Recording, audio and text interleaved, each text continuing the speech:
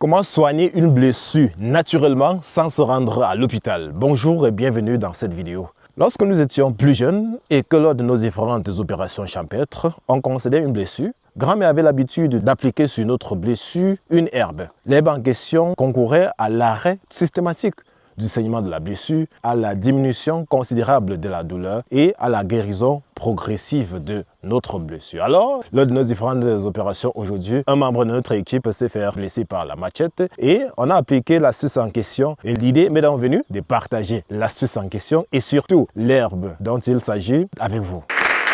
Alors, voici l'herbe en question.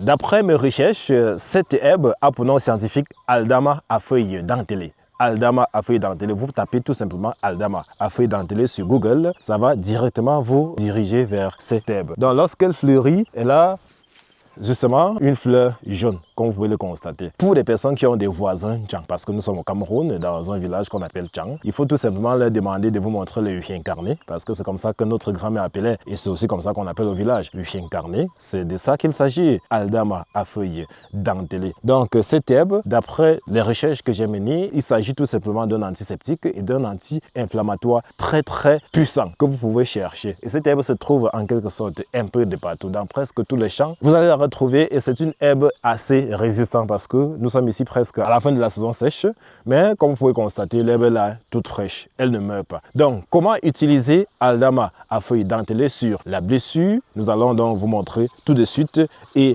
maintenant. Pour ce faire, il faudra tout simplement récolter l'herbe toute fraîche comme vous pouvez le voir là. Vous cueillez les 4 premières feuilles, voilà, les 4 premières feuilles là, c'est ça qu'on utilise, je dis bien 4 premières feuilles. Une fois que vous avez récolté, ainsi, vous allez tout simplement mettre sur la main et essayer de triturer de la sorte. Donc, généralement, en saison sèche, l'herbe est tellement sec. Ouais, l'herbe est tellement sec. Et à l'époque, bon, je ne vais pas vous recommander cela. À l'époque, donc, quand grand-mère triturait et que ça tendait tellement au sec, elle y mettait un peu de la salive. Mais je ne vais pas vous recommander ça. Donc, elle y mettait un peu de la salive pour mouiller. Mais moi, je me dis que c'est tout simplement parce qu'elle manquait quand même un peu de force pour pouvoir presser l'herbe pour que l'eau puisse sortir. Donc, lorsque vous triturez ainsi, vous voyez là, il y a, voilà, un liquide là qui tombe.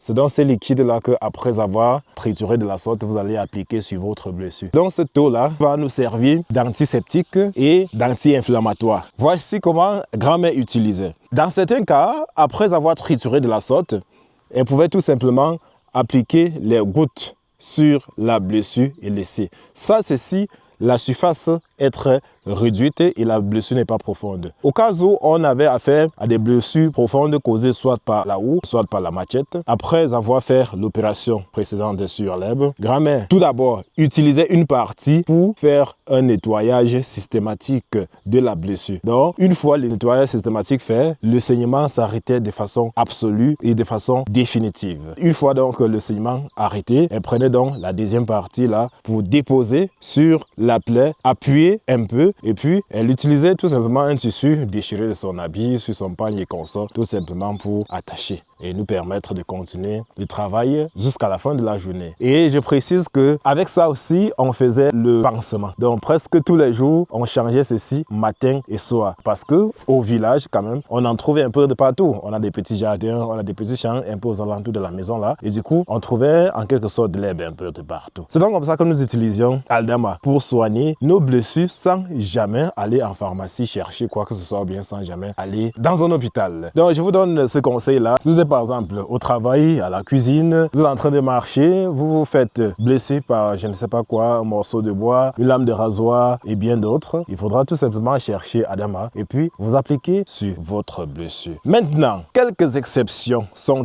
à relever.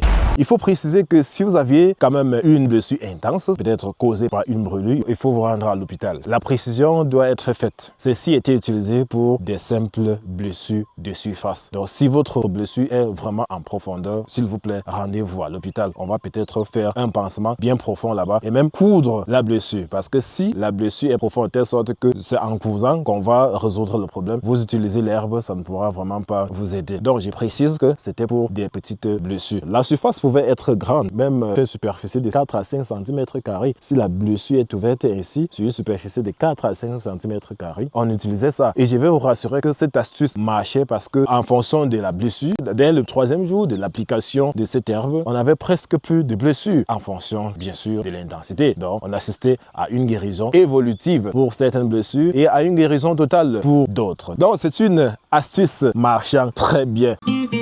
Je précise que cette herbe, vous pouvez la semer à la maison. Si vous ne l'avez pas, vous pouvez la semer à la maison. C'est très important de l'avoir à la maison pour des petites blessures. Les enfants qui, en courant là, se blessent au genou et qu'on sort, vous appliquez tout simplement ça au genou. Les enfants qui se blessent partout là, vous connaissez comment les enfants font. Vous appliquez cela. Donc mettez ça surtout à la maison. Voici comment la fleur se présente et après là, ça sort en quelque sorte de la semence que vous pouvez mettre au jardin et puis répiquer. Et je précise que pour répiquer, c'est juste une fois dans la vie et puis ça se multiplie en désordre. Comme vous pouvez constater là, nous sommes au champ et c'est presque ça qui constitue la majeure partie des herbes que nous avons au champ. Tout ce que vous voyez vert là, c'est ça. C'est entre les fruits de la passion. Donc, c'est ça comme ça.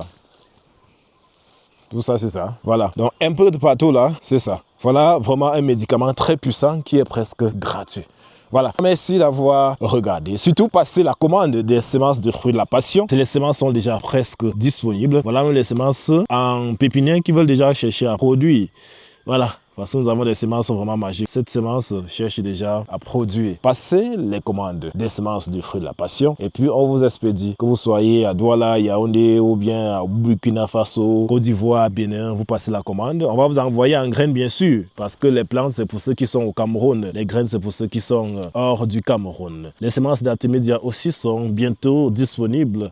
Et vous pouvez aussi passer des commandes si vous êtes intéressé par cette plante herbacée. Il y a aussi les semences en graines. Voilà, donc c'était pour partager avec vous cette recette de grand-mère qui consiste à utiliser l'herbe Aldama à feuilles dentelées pour soigner des petites blessures. Merci d'avoir regardé cette vidéo jusqu'à la fin. Et je précise, nous avons enfin réussi à activer l'option souscription à notre chaîne et vous pouvez désormais rejoindre la chaîne en tant que membre actif de la chaîne pour bénéficier encore plus des astuces du genre, des conseils relatifs à l'investissement dans l'agriculture en Afrique et bien d'autres. Il y a tellement de choses que nous allons partager avec vous. Si vous êtes déjà en activité, c'est le moment de rejoindre la communauté pour désormais partager tous vos problèmes pour que les solutions puissent être trouvées, soit par nous, soit par d'autres membres de la chaîne. Vous aurez la possibilité de bénéficier de beaucoup de formations gratuites que nous sommes en train de préparer essentiellement pour les membres de la chaîne. Donc, n'hésitez pas à souscrire ou du moins à rejoindre tout simplement notre chaîne. Pour ceux qui sont intéressés par l'agriculture, je vous l'ai dit, les semences des fruits de la passion sont disponibles, y compris les semences d'autres arbres fruitiers tels que les manguiers de qualité, surtout de qualité, comme vous voyez derrière moi là. Vous voyez ma taille, vous voyez les mangues qui sont là, dans un mois et demi là, on va les récolter. Donc, il y a les manguiers, les avocatiers, les safoutiers, plein de spéculations agricoles que vous pouvez passer la commande et puis on vous expédie. Donc intéressez-vous surtout aux fruits de la passion qui est pour moi la culture du siècle. La culture la plus rentable, la culture la plus précoce et surtout la culture la plus résiliente et la plus résistante. Rendez-vous dans la prochaine vidéo.